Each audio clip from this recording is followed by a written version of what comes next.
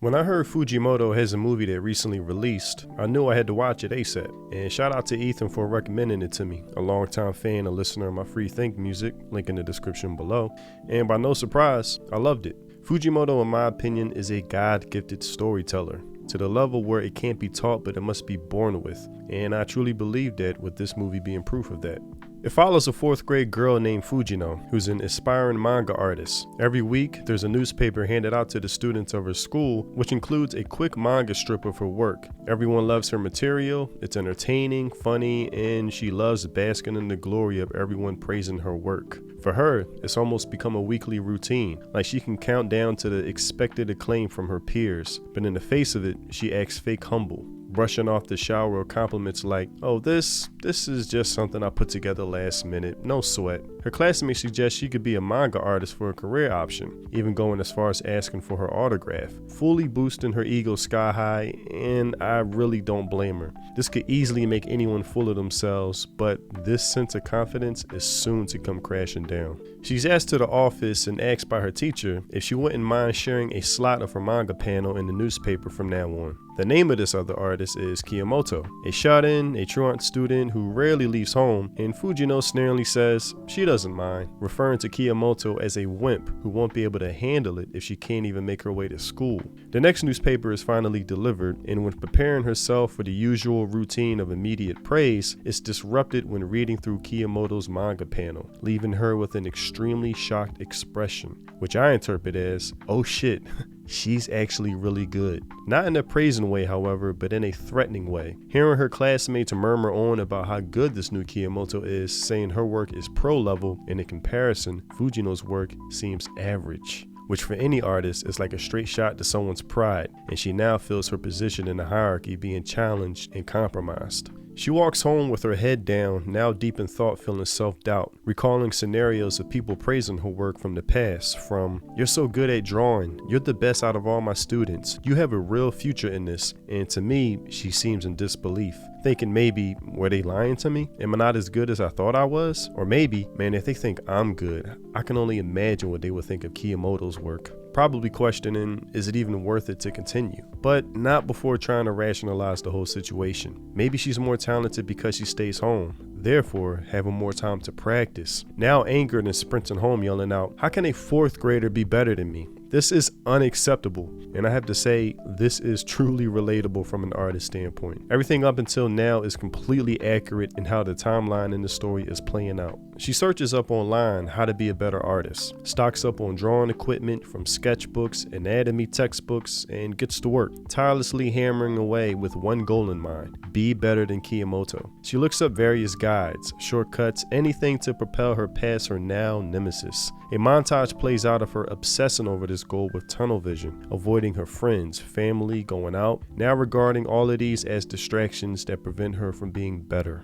Now, this is a very real thing, something that a lot of artists can find themselves in, blocking out the world in order to get better at this one thing, which hard work and practice is definitely the key to getting better, but it seems her motivations here aren't positive but negative. While avoiding whatever is fun at all costs, she seems to have sucked the fun out of what was supposed to be the main source of it in the first place. She now looks tired with bags under her eyes. We could probably safely assume her hygiene isn't on point. When is the last time we've even seen her with her head up, not leaned over staring at a piece of paper? She's almost become imprisoned by her art, like she's working in a forced labor camp of some sort, and her friends begin to take notice. Her friend tells her she's missing out, hanging out with friends, probably skipping curfew, having an interest in guys, typical things that start to play out around this age, with the final remark that really hits close to home for her: "Aren't you getting too old for drawing?" And this makes her freeze. Even I felt the words as if they were meant for me. Words that can translate and be applied to whatever artistic field you're involved in. And then she follows up with saying, "If you keep this up at your age, people will think you're a creepy otaku." Translation: loser. Later, she doubles down with persistence, hearing similar comments from her sister. "How long are you going to keep this drawing up? Mom and Dad are worried about you. Your test scores are terrible," etc., etc., etc. And all of this built up clearly is making her bitter as she breaks the beak of her pencil, angrily staring at her sheet of paper like it's a curse placed upon her. Tomorrow arrives with the newspaper handed out. Fujino stares at Kiyomoto's latest work. She's pensive, zoned in, reading through her manga panel. She has a hopeless expression, probably thinking, no matter how hard she works, this is pointless. I'll never catch up, and quietly utters, I quit. She turns around asking her friend, want to get some ice cream after school? And her friend is instantly shocked with excitement that not only does she want to hang out, but she volunteered herself at this point, and a montage plays out of this. Of her with her friends, smiling for the first time in a while, hanging with her sister, watching movies with her whole family, actually taking care of her hygiene, almost like she's making up for lost time. With one scene really sticking out to me though. She stares at her stack of used sketchbooks she's been meaning to throw out, because for her, they serve too much as a reminder. Like how an addict must keep out of sight of any drugs or else they'll go through withdrawal. So this can be like a temptation that could cause her to go off the deep end again and obsess over her gift of art, which she now views as a curse. And the montage ends with her graduation. With one final request from her teacher, he asks her to deliver Kiyomoto's certificate to her house. After begging her to do so, she reluctantly agrees. When arriving, she assumes no one is home after knocking and no answer. She invites herself, intending to only leave the diploma at the door, but is enticed to explore further. Finding countless sketchbooks in a hallway leading to her room, she finds an empty 4-panel sheet, instantly pulling out a pencil. She draws a story that includes Kiyomoto inside of her own house. Outside are crowds cheering her on in what is called a shut-in competition. Part of the crowd is yelling, "Don't come out," while the other is encouraging her to come out. In the last panel, it's implied she won, drawing Kiyomoto's skeleton, inferring she stayed in her house, winning the contest, but at the cost of her own life, with her body fully decayed. This makes Fujino smile, maybe fulfilling a fantasy that would cause Kiyomoto to finally disappear from her world, stop being a reminder of the artist she believes she can't be and what she is currently avoiding. Then her smile drops, regretting almost instantaneously how cruel this line of thinking is. Then accidentally dropping it with the paper slipping through Kiyomoto's door. Now embarrassed and ashamed of what Kiyomoto might find, Fujino rushes out in a panic. Now with Kiyomoto rushing out to catch her, she addresses Fujino as Fujino Sensei. This is our first time seeing Kiyomoto. Long hair isn't groomed and possibly needs a cut of some sort. Clothes that look like lived-in pajamas. She nervously walks toward Fujino, stuttering but expressing to Fujino's surprise how much she admires her. That she's a fan who's been reading her work from day one, desperately asking for her autograph. It's funny because this is the first time she's received such praise, similar to how we saw at the beginning of the movie, and it's coming from the person Fujino has least expected it from, who now you could argue is actually her #1 fan. Not even able to hold back her excitement, Kiyomoto recalls all her favorite pieces of work from Fujino, almost drawing out a timeline of her progression as a storyteller and artist, calling her a manga genius. It's clear Fujino had the wrong perception about this girl.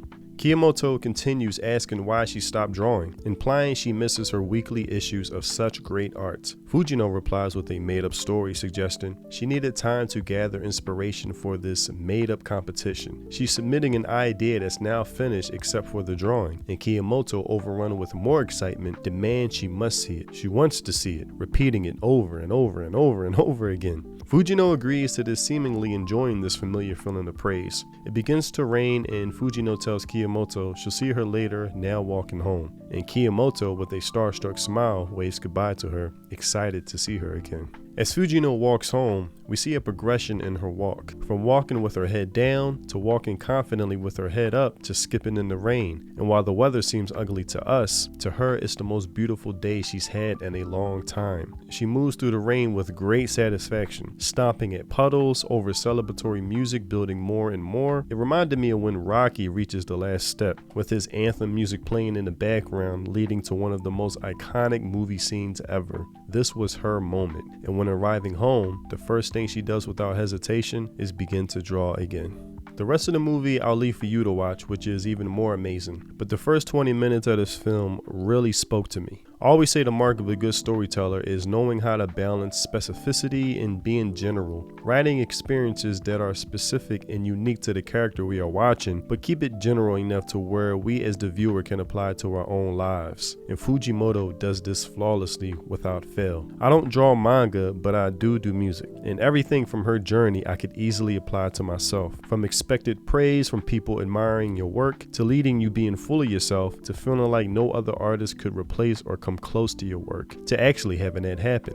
being met with the thought, maybe I'm not as good as I thought, to adopting a new approach to your craft out of anger and not love, to burning yourself out, avoiding friends and family, coming up with fake distractions, trying to block out what you used to view as a gift to now as a curse, to confronting your so-called nemesis, to realizing they don't match at all the person you had made up in your mind, but the complete opposite. They're actually your number one fan. They know your work just as much as you do, feeling like a fool for ever coming to the conclusions in the first place. This is a great story, and Fujimoto continues to amaze me, and I truly thank him for that and highly recommend this movie Look Back for you to watch. Thank you for watching this video. I really do appreciate it. If you haven't already, check out my Free Think music, link in the description below. If you like the Samurai Champloo, lo-fi, mellow boom bap vibes, then my music is definitely for you. If you want to see more of this content, I definitely have more ideas of videos I want to break down and give reviews of, so please like, comment, and subscribe, and I'll see you in the next video. Free Think,